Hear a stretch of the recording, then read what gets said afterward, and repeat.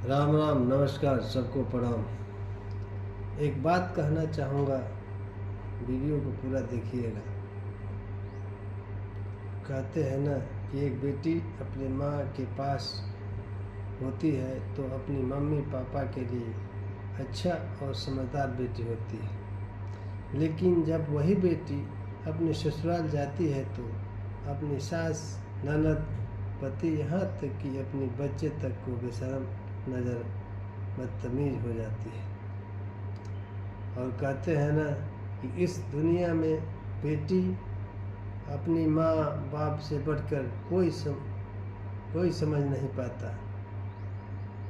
और घर की लड़ाई में बहुत सारी औरतों को अपना मायका त्यागना पड़ता है। इसीलिए कहना चाहता हूँ कि चाहे जितना भी झगड़ा हो जाए, लेकिन कभी औरतों को मायके से वंचित मत करो, क्योंकि एक औरत के लिए मायके दवा खाना हो जाता है। वो वहाँ जाते ही उसकी बहुत सारी बीमारियाँ अपने आप ठीक हो जाती हैं। माँ बाप के घर पहुँचते ही बेटी रिचार्ज हो जाती है।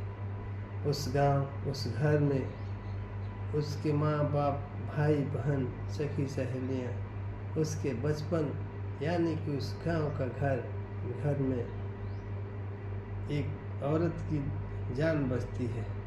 और अगर कोई कह दे कि इस गांव को भूल जाओ, उस घर को भूल जाओ, तो औरत अपने गांव को नहीं भूल पाती, अपने आप को भूल जाती है, अपनी ज़िंदगी से वो वंचित हो जाती है।